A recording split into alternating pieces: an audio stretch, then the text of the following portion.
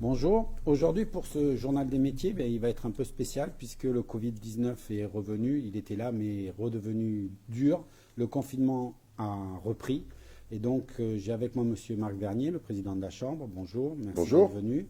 Vous êtes venu accompagner cette fois-ci pour qu'on puisse vraiment expliquer aux artisans qu'est-ce qu'on peut leur apporter, qu'est-ce que la Chambre doit faire. Donc, aujourd'hui, vous avez réactivé le plan d'aide, le plan de travail de la CM. Alors, on a réactivé la cellule de crise. Ça, c'est l'annonce, on va dire, qu'on fait et habituelle. En la matière, on n'est pas les seuls d'ailleurs à avoir soi-disant réactivé nos cellules de crise. Alors, en ce qui concerne la Chambre de métier, plutôt que de réactiver, je dirais qu'on l'a à nouveau conforté, à nouveau développé, mais on était de toute façon toujours en alerte et on l'est en permanence. C'est notre ADN d'être à proximité des entreprises et à leur côté. En cette période de confinement, nouvelle période de confinement, évidemment qu'il y a une recrudescence des demandes, une recrudescence des interrogations, une recrudescence des difficultés et qu'il fallait que donc la cellule de crise soit renforcée, ou la cellule permanente de veille soit renforcée pour pouvoir répondre aux attentes des artisans. Aujourd'hui, la tendance, les artisans sont dans quel état d'esprit? Vous savez, moi vous allez avoir autour de ce plateau deux de nos collaborateurs qui vont pouvoir vous expliquer techniquement un certain nombre de choses. Moi, il y a un point qui m'est apparu, c'est que on a beaucoup parlé d'abord sanitaire depuis le début de cette crise, puis on a parlé économie, c'est-à-dire les conséquences économiques d'une crise sanitaire. Moi maintenant, je commence à penser psychologie. De ce point de vue-là, j'aimerais et je souhaiterais qu'on fasse beaucoup pour que l'état d'esprit des artisans, excusez-moi de m'intéresser qu'à eux, mais des artisans, soit tel qu'ils puissent être dans la construction. Je crois qu'aujourd'hui, beaucoup ont perdu le moral et je les comprends. On est là aussi pour les aider. D'ailleurs, on en parle peu, et c'est peut-être un tort. On a aussi développé nos relations avec APESA de façon à pouvoir garantir une réception psychologique aussi, parce qu'il y a beaucoup, beaucoup de difficultés. Il y a des aides, on va en parler. Il y a l'assistance de la Chambre, c'est son rôle, c'est sa mission, il n'y a rien d'exceptionnel, mais on le fait. Mais il faut aussi se soucier du moral des gens, et je voudrais dire à nos gouvernants que ce n'est pas avec des gens démoralisés qu'on pourra relancer la France grâce au plan France Relance. Oui, parce que pour bien comprendre la différence entre un chef d'entreprise et un salarié, c'est que le salarié aujourd'hui touche son salaire, que ce soit en temps partiel d'une manière ou d'une autre, tandis que le chef d'entreprise, lui, il a pour rôle d'essayer que l'entreprise ne ferme pas, ce qui pose beaucoup de questions aujourd'hui. Et certains ont été fermés administrativement. On a décidé qu'ils étaient non essentiels. Donc, en même temps, la Chambre, la vie continue. C'est un peu le paradoxe de ce deuxième confinement. C'est qu'on nous dit il faut rester chez vous, mais il faut continuer à travailler. Donc là aussi, la Chambre continue à travailler. Ah oui, la chambre, c'était d'ailleurs prévu, la Chambre reste ouverte, y compris à l'accueil au public. Donc il a fallu évidemment s'organiser. Nous-mêmes, nous devons nous conforter aux recommandations, si ce n'est aux directives qui sont faites sur le télétravail. Il faut s'organiser en fonction d'eux, mais on a aussi une obligation d'ouverture, de réception du public, et donc des obligations de la mission. Oui, et la mission, c'est de continuer, parce qu'il y en a quand même quelques-uns qui essayent de créer, il y a quand même des gens qui ont besoin d'infos, il y a quand même besoin d'aider des gens qui essayent d'aller vers l'avant, parce qu'il y en a qui sont dans des difficultés, mais il y en a d'autres qui vont et qui essayent et Bien qui sûr. continuent à aller de l'avant. Donc là, toutes ces formations-là, toutes ces aides-là, vous êtes toujours, ces services-là continuent. Bien sûr, bien sûr. On y reviendra tout à l'heure, mais en dehors de l'accueil en physique, qui évidemment reste acquise pendant cette période de confinement, l'accueil physique, il y a évidemment les formations, les packs performance pour les micro-entrepreneurs, les modules bâtiments. Ils se poursuivent dans la limite de 10 personnes. Alors on adapte en fonction des conditions sanitaires qu'on doit strictement respecter. Et puis ces formations aussi sont maintenant faites à distance. Où des rendez-vous téléphoniques sont privilégiés aussi. Enfin, on essaye de s'adapter au maximum pour évidemment continuer, parce qu'on doit continuer et on doit assurer ce service auprès des artisans. Alors, l'autre cri aussi qu'on entend de plus en plus et auquel vous participez énormément, c'est le consommons local. Faisons travailler nos artisans, quels qu'ils soient, parce que dans l'artisanat, on voit beaucoup le peintre, l'électricien, mais c'est aussi le coiffeur, c'est aussi tous ces métiers-là. Et donc, il faut travailler avec ces gens-là, il ne faut pas avoir la tentation d'aller sur le net. Ça, c'est pas un combat, c'est pas une mission que nous nous sommes appropriée uniquement au moment du Covid, hein. Il y a longtemps que on essaye de défendre nos commerces de proximité. Et il se trouve que cette crise Covid a permis à certains consommateurs de redécouvrir récemment et pendant le premier confinement auprès des alimentaires, notamment le consommer local, le consommer proximité, etc. Moi, j'y vois une bonne raison pour évidemment continuer à défendre cela et puis à essayer de rendre ça pérenne. Parce qu'il ne faut pas que ce soit uniquement un effet dû à une crise qui fait que mes commerçants de proximité, je les redécouvre uniquement dans cette période-là. Ça serait quand même dommage. J'espère que les consommateurs, au passage, auront tiré tout le bienfait de ce consommer local. Et justement, dans ce consommer local, une des actions que vous avez mis en place sur votre site internet, c'est que vous avez fait la cartographie des artisans qu'on peut aller découvrir. Oui, d'ailleurs, on peut lancer à nouveau un appel à tous les artisans. Vous êtes en activité, vous faites du click and collect, n'est-ce pas? Ils peuvent aussi se signaler là-dessus. Si vous n'avez pas d'inconvénient, on va dire du retrait sur commande. C'est mieux. Parce qu'on est quand même français. Vous avez raison. J'y tiens particulièrement. Pour une fois que c'est pas moi qui reprends là-dessus. Vous avez tout à fait raison. Je lance d'ailleurs à tous les artisans, faites-vous connaître, faites-le savoir. Allez sur cette plateforme de cartographie, cette cartographie de façon à signaler, parce qu'ensuite elle est à l'usage évidemment du consommateur qui sait qu'à proximité de chez lui il y a, etc. Vous savez, on dit souvent que la chambre de métier, nous sommes là pour accompagner l'artisan, mais pour accompagner, il faut être deux. Il faut que les artisans comprennent que nous sommes là pour les aider, mais il faut qu'ils aillent aussi dans le même sens que nous. On va pouvoir les aider que s'ils se manifestent. Oui, parce que si je regarde le chiffre, aujourd'hui il y a 259 artisans sur cette carte. Je crois qu'il y a plus de 10 000 inscrits. 11 600. 11 600 artisans dans les Landes. Donc ça veut dire qu'on a encore du travail pour les solliciter et leur dire de venir s'inscrire. Alors, aujourd'hui, il y en a beaucoup qui, avant de s'inscrire sur une cartographie, puis on réabordera le numérique à un moment donné, parce que c'est devenu un élément tellement important dans la vie d'une entreprise. On va d'abord, et là je vais aller voir Madame Roxane Olivier, qu'on avait déjà rencontrée, qui nous avait parlé justement de toute la partie économique de la Chambre. Et là vous êtes au taf, si on peut dire, si je peux me permettre d'utiliser cette expression, parce que là, c'est les aides, et je pense que vous devez être sacrément sollicité. On est doublement sollicité. On est sollicité pour les entreprises qui sont malheureusement fermées administrativement, qui ont des aides parce qu'ils ne peuvent pas faire de chiffre d'affaires. Et comme vous l'avez dit tout à l'heure, pas de rémunération donc pour le chiffre d'affaires, pour le chef d'entreprise, dû au manque de chiffre d'affaires. Et on continue à faire les aides au développement parce qu'on a, comme vous l'avez dit à juste titre, deux types d'entreprises. On a les entreprises en difficulté en ce moment et on a les entreprises qui continuent à se développer parce qu'il y en a une partie qui continue à travailler. Donc on va rester sur les entreprises qui sont fermées administrativement et qui peuvent donc bénéficier d'un panel d'aide de l'État, de l'URSSAF.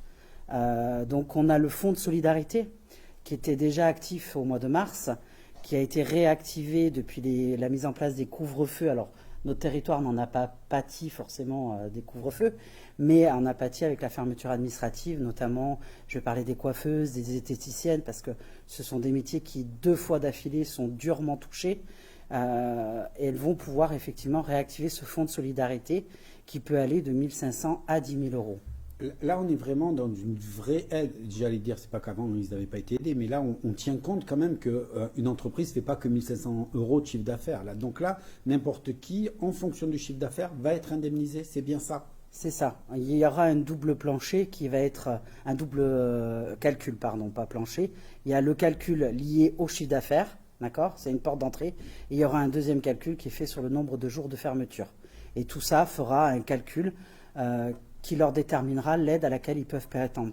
On peut aujourd'hui difficilement dire que Pierre aura 5 000, Jacques aura 8 000. C'est vraiment les chiffres qui sont propres à chacun qui pourront leur déterminer dès début décembre, quand ils iront sur la plateforme de leur espace particulier aux impôts, rentrer les chiffres qu'on leur demandera, parce que le pas à pas est très intuitif. Hein. On leur demande des chiffres, le chiffre d'affaires de novembre l'année dernière, le nombre de jours où ils ont été fermés, et le calcul se fait automatiquement. Donc instantanément, ils sauront combien ils vont avoir quelques jours après sur leur compte. Et si, parce qu'il y en a toujours les réfractaires à ce genre de choses, ils n'hésitent pas, ils vous appellent. Parce que là, ça fait vraiment partie de votre mission du moment, d'être là, d'être présent pour eux. D'être présent pour eux, de les accompagner dans les démarches. Effectivement, c'est dur, comme soulignait le président tout à l'heure. On a des personnes psychologiquement très atteintes parce qu'on leur enlève leur passion, on leur enlève 80% de leur temps, on leur dit bah, tu n'as plus le droit de le faire. Et donc moi j'ai alerté, puisque je suis sentinelle de la plateforme APESA, j'ai déjà alerté depuis 3 semaines pour 3 artisans que je trouvais en fragilité psychologique. Oui, parce qu'il faut aussi comprendre, moi je discute aussi pas mal autour de moi, c'est que dans le premier confinement, les gens ont tapé dans leurs économies. Donc à un moment donné, même les artisans, les économies, ça ne dure pas 20 ans. C'est là aussi l'effet du deuxième tour. Et notre plus-value, elle est aussi de leur dire, il y avait tout un tas d'aides, de panels d'aides, ou de prêts d'honneur, ou de prêts garantis par l'État, que les artisans n'ont pas voulu aller activer en première instance au mois de mars, du mois de mars au mois de mai, et aujourd'hui, parce qu'ils ont pris sur leurs deniers personnels, et c'est tout là où on a notre plus-value, c'est d'essayer de voir avec eux quelle est leur situation de trésorerie pour aujourd'hui, mais aussi pour les 3-4 mois à venir. Parce que ce n'est pas que la fermeture qui est important, il faut se donner les moyens de pouvoir redémarrer derrière. Et donc tout ça, c'est important de prendre tout en compte et d'aller voir qu'est-ce qu'on peut activer. Est-ce qu'on peut activer un prêt garanti de l'État, un prêt de proximité, parce qu'il faut savoir que nos EPCI, notre communauté de communes, notre communauté d'agglos, ont abondé un fonds au niveau de la région pour pouvoir faire des prêts à taux zéro aux entreprises. Donc c'est aussi important de pouvoir leur dire vos élus territoriaux ont mis cet argent, donc il faut y aller. Voilà.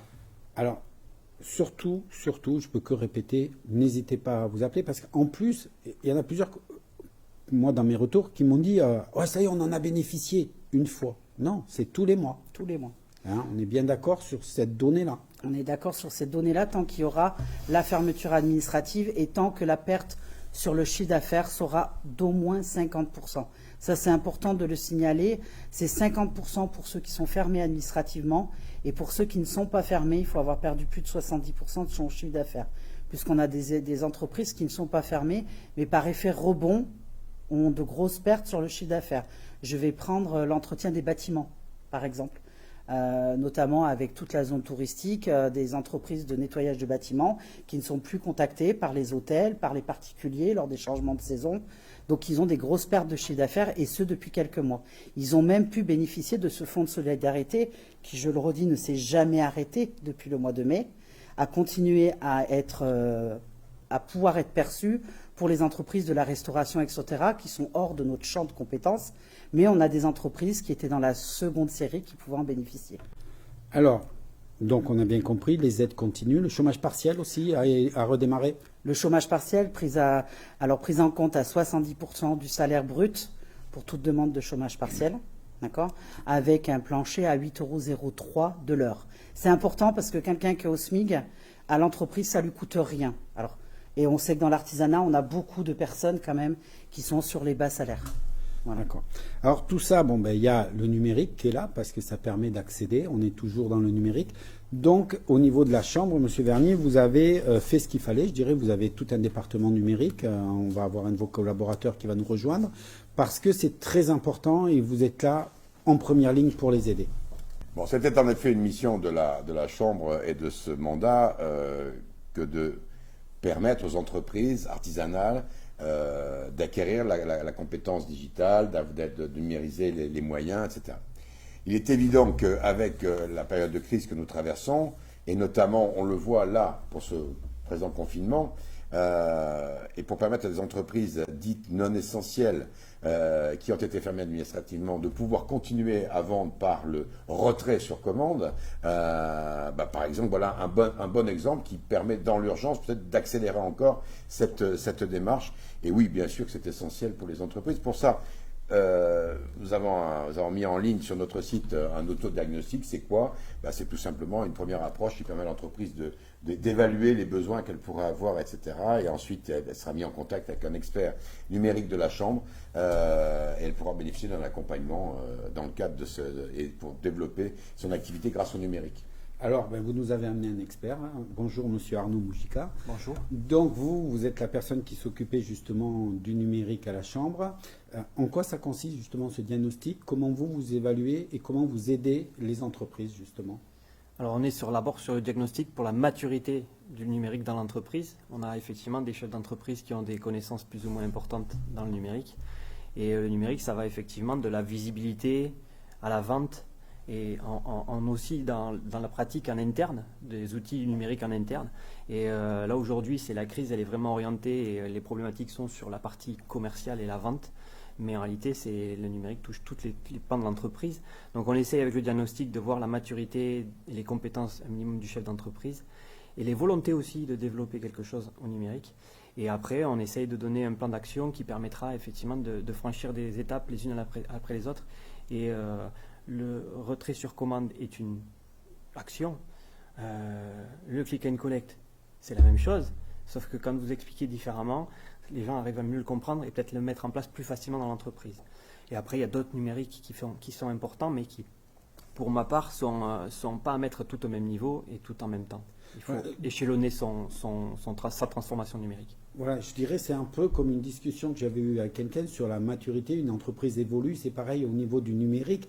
Il faut démarrer simple, voir ce qu'on a. Et puis après, vous avez toute cette panel d'offres de services que vous allez pouvoir adapter en accompagnant l'entreprise. Alors on essaye effectivement d'accompagner l'entreprise en fonction de la vitesse où elle va et effectivement ça peut passer par de la formation qui va être énoncée en terminale. Donc nous on a ces formations-là qui sont proposées tout le temps au cours de l'année. Là elles sont un peu renforcées effectivement sur les bases numériques, plutôt numériques Facebook, Instagram, création d'un site web.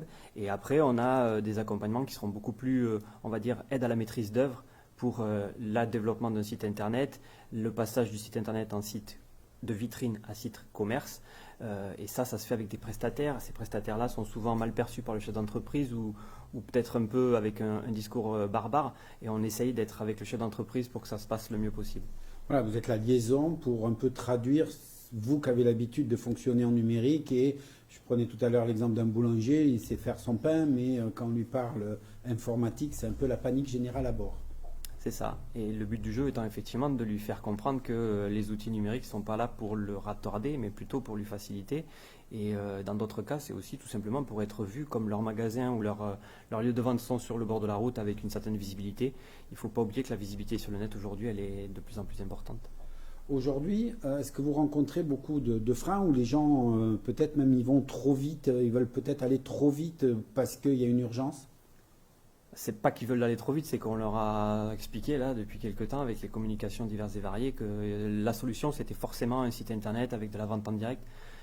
C'est pas forcément pour certains, c'est déjà mettre le premier pas. Ça serait d'être bien visible et d'être reconnu, avoir un numéro de téléphone à jour, des coordonnées à jour et une géolocalisation qui soit correcte. Parce que pour certains clients, c'est pas forcément tout par le net que ça va se passer, mais au moins savoir si c'est ouvert, si on peut s'y rendre, à quelle heure et au moins avoir un numéro de téléphone.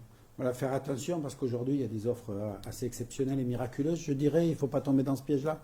Il faut faire attention là où on met effectivement l'investissement. Il faut mieux qu'il soit fait à bon escient. Et c'est pas parce qu'on vous propose une solution tout en une qu'il faut pas se méfier un minimum. Voilà. Aujourd'hui, on va utiliser le terme barbare de click and collect parce que c'est celui que tout le monde entend. Ça veut dire retrait sur commande. C'est vraiment une solution et il y a aujourd'hui des propositions faciles à trouver. Est-ce que là aussi, vous accompagnez le chef d'entreprise ? Alors, il y a beaucoup de solutions qui se mettent en place. Je pense que vous en avez une oui, on en intéressante. parlera après. Mais globalement, voilà, il y a beaucoup de choses qui se passent sur la localité, sur les localités, avec les EPCI qui développent, les offices du tourisme qui développent des offres effectivement pour faire reconnaître les entreprises de leur secteur. Donc oui, il y a multitude de choses qui se passent sur le click and collect et il faut savoir un petit peu où on est et on va dire être bien présent là où on s'est inscrit. Il faut rester sur ce qu'on est, là où on s'est mis en premier. Voilà. Alors oui, comme vous soulignez, nous on a une offre, on va démarrer une offre Clean and Collect. On va essayer d'aider aussi dans ce moment-là. On va joindre à notre plateforme d'information une plateforme e-commerce un peu spécifique. Donc je reviendrai ces jours-ci lors des prochaines fois pour vous expliquer comment les artisans, si vous voulez du Click and Collect, n'hésitez pas à contacter TV Vente parce que nous avons une solution qui s'est mise en place aujourd'hui et qui va vous permettre de faire quelque chose de simple. Parce que là aussi, le numérique, on a toujours l'impression que c'est très compliqué. Comment on fait pour arriver à des éléments simples de fonctionnement ? Simple, je suis... Un informaticien, c'est un mot compliqué Non, pour non, lui. non, il faut pas croire que c'est que des informaticiens qui doivent y travailler. Chaque chef d'entreprise a des connaissances, et par contre, il faut effectivement essayer de commencer à s'y mettre, et ça passe par un petit peu de formation, mais des choses qui soient applicables dans l'entreprise. Ça sert à rien de faire 10 formations et de rien appliquer. Il faut faire une formation, essayer de mettre en place. Et une fois que vous avez une petite maîtrise, je pense que l'intérêt, vous le retrouvez, et le fil se dénoue. C'est un peu... Voilà. Je dirais d'où l'importance, on va revenir sur le départ de la discussion, de l'autodiagnostic qui permet de savoir ce qu'on a vraiment besoin et pas de partir dans tous les sens. Et là, à un moment donné, vous avez dit, on est aussi EPCI, donc je vais retourner sur M. Vernier, vous avez une grosse approche au niveau EPCI parce que toutes les communautés de communes, tout le monde aussi fait partie de ce mouvement pour venir aider l'artisanat. Alors au départ, oui bien sûr, mais au départ, il faut tout simplement aussi mettre exactement ce qu'on a voulu donner comme dimension, c'est que si on veut être auprès de tous nos ressortissants, tous nos artisans, pourquoi les obliger à venir au siège et pourquoi les obliger à venir dans un département qui, comme vous le savez, est non seulement grand, mais qui nécessite des déplacements quelquefois un peu longs. Il fallait qu'on soit aussi à proximité. Une des meilleures manières d'être à proximité, c'était de s'entendre avec les EPCI. Et comme économiquement, elles ont par ailleurs reçu certaines compétences, il était normal qu'on travaille avec elles et qu'on leur apporte nos compétences sur le traitement économique des ressortissants de leur territoire. Alors, de fil en aiguille, cette collaboration avec les EPCI s'est traduite par des conventions. Il y a 18 EPCI, on est à la 18e convention avec la 18e EPCI. Et nous avons lancé maintenant un programme qui va permettre à la Chambre d'être dans une journée, dans une de ces EPCI, les unes après les autres, pour y rencontrer les entreprises, faire en sorte que les élus locaux rencontrent les entreprises, si tant est qu'elles ne connaissent pas tous, avec nous et nos services en compétences pour permettre de faire le lien, pour parler aussi des actions communes que nous pouvons avoir. La prochaine sera, parce que malheureusement avec les effets de la Covid, et du confinement, nous avons été obligés de reporter les deux premières. Et celle qui arrive tout de suite après, c'est le 15 décembre, c'est Côte-Land Nature. Et on commence déjà par prendre bien la température du terrain, à commencer par une enquête auprès des artisans. Donc j'en profite, et je profite d'être là aujourd'hui, pour demander à tous les artisans de Côte-Land Nature de répondre à cette enquête qui va nous permettre d'être encore plus juste dans l'aide qu'on va pouvoir leur apporter sur le terrain le 15 décembre prochain. Est-ce que justement, c'est pas un des soucis qu'on a dans le monde de l'artisanat, c'est que c'est très nombreux. J'écoutais encore dernièrement quelqu'un qui disait qu'on était la première entreprise de France, mais elle est tellement dissipée que c'est contre les grandes surfaces qui, elles, sont tout de suite réactives et que c'est un peu plus long pour nous de se mettre en route. Dissipée ? Bah oui, ça part. On a du mal à les faire tous travailler ensemble. Et vous dites ça aux chambres de métiers qui sont là justement pour essayer d'organiser au maximum. C'est le moment de rassembler nos troupes. Non, mais c'est ce que j'ai dit tout à l'heure. La définition de la chambre de métier, c'est d'accompagner, d'assister, de conseiller, de défendre les intérêts d'eux. Pour accompagner, il faut être deux. Voilà, il y a un accompagnateur et il y a un accompagné. Donc évidemment, le maître mot, c'est de dire, mais je crois que tous les artisans maintenant en ont pris conscience, du moins je l'espère, et dans les Landes en particulier, c'est n'attendez pas. N'attendez pas, je vous rappelle quand même que les élus des chambres de métiers qui dirigent les chambres de métiers sont des artisans eux-mêmes. Donc à tous mes collègues et tous mes confrères et consoeurs, surtout n'hésitez pas, appelez la chambre de métier au moindre souci. C'est ce que j'allais dire. On a parlé de l'accueil physique, donc Dax, Mont-de-Marsan, et puis dans les EPCI, mais il y a aussi, on peut vous contacter différemment. Alors, on a maintenu par mail, je vais le dire, un soutien tiré-du-6 Covid-19 @cma-du640.fr. Voilà, on fera apparaître pour tous ceux qui n'ont pas eu le temps de noter, on vous fera apparaître tout ça. Par téléphone au 05 58 05 81 81 du lundi au jeudi de 8h à 12h30 et de 13h30 à 17h30 et le vendredi de 8h à 12h30 et de 13h30 à 16h30. L'accueil physique est également maintenu autant au siège à Mont-de-Marsan, 41 avenue Farbos, qu'à Dax dans nos nouveaux locaux, dont j'espère que vous avez fait l'annonce. Au 168, reportage. Je plaisantais. Au 168 avenue Saint-Vincent-de-Paul. Je vous rappelle que les conseillers, je rappelle à tous les artisans que les conseillers peuvent assurer des rendez-vous en entreprise ou accueillir, tout à l'heure on l'a dit, la chambre reste ouverte et à l'accueil au public, y compris pendant cette période de confinement, ou accueillir les artisans dans le respect, bien évidemment, des conditions sanitaires, tant pour nos collaborateurs, nos collaboratrices, que, évidemment, pour les artisans. Et même dans le cadre de réunions d'information, vous faites du visioconférence. Et voilà, depuis longtemps, nous aussi, il fallait qu'on se mette au numérique dans les chambres.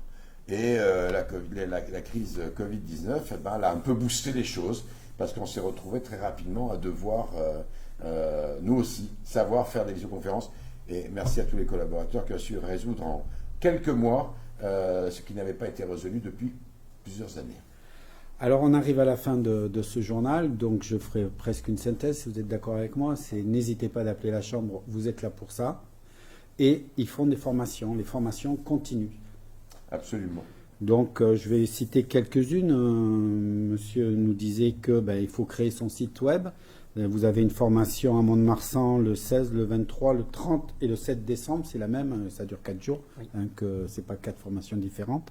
À Dax, vous pouvez apprendre à construire ces tableaux de bord. Ça, c'est peut-être utile à l'heure actuelle parce que vu qu'on ne sait pas trop où on va, d'avoir des tableaux de bord bien tenus, ça peut faciliter la vision et peut-être la prise de décision. Formation hygiène, parce que aujourd'hui, on est en plein dedans, où il y a des règles très strictes avec la Covid-19. Instagram, Facebook, donc allez sur le site, la Chambre, site internet, vous retrouverez tout. La comptabilité, vous avez débuté avec le logiciel EBP à Dax, retoucher ses photos, créer ses vidéos, tout ça c'est important pour animer vos sites, vos pages réseau. L'animation, c'est aussi une fois qu'on l'a fabriqué, il faut continuer, il faut animer. Ça c'est le plus important, c'est ce que souvent les gens oublient. C'est la créer, c'est bien, l'animer, c'est ce qui va donner la réussite. Et puis, perfectionner son compte Instagram. Et une formation très importante, c'est sauveteur secouriste du travail. Ça fait partie des obligations dans les entreprises. Pensez-y. Donc, vous avez une formation le 10 et le 11 décembre. Je vous remercie d'être venu nous voir. Monsieur Vernier, est-ce que vous avez à vos troupes un message à leur faire passer pour les motiver? Parce que tout chef doit amener ses troupes avec lui. Pas besoin de les motiver, ils sont hyper motivés, aussi impliqués que je peux l'être, et autant que les élus le sont aussi sur le terrain. Je voudrais simplement le dire et le redire, on ne baissera pas les bras. On ne baissera pas les bras, on peut même nous mettre en troisième confinement dans les pattes s'il le faut. De toute façon, on se relèvera. J'espère bien que ce ne sera pas le cas, bien évidemment. Et c'était plus sur pour en plaisanter, parce qu'il faut qu'on positive, il faut qu'on arrive à trouver des solutions, et on est là pour ça, la Chambre est là pour ça. Que les artisans appellent au moindre souci. Voilà. Donc le message pour les artisans, n'hésitez pas, faites-vous aider, c'est important, et pas une fois que vous êtes en difficulté, pendant que tout va bien, c'est souvent à ce moment-là qu'on peut résoudre les problèmes. Une fois qu'on est en difficulté, il est assez difficile d'avoir l'ouverture d'esprit pour aller faire les bonnes choses. Et puis pour les gens qui regardent cette émission, comme tout le monde peut la regarder, consommez local. Vous avez des artisans, vous avez des entreprises. La tentation Amazon, c'est Discount pour ne pas les citer, mais que je cite, elle est très belle, c'est vrai, mais pensez, le 1er décembre, si tout va bien, vous pourrez y retourner. Laissez-leur un peu de temps, tout le monde est en train de s'organiser, click and collect, commande, tout ça. Et à partir du mois de décembre, vos fêtes de fin d'année, faites-les chez vos artisans. Je vous souhaite une bonne fin de journée, je vous dis à bientôt. Au revoir.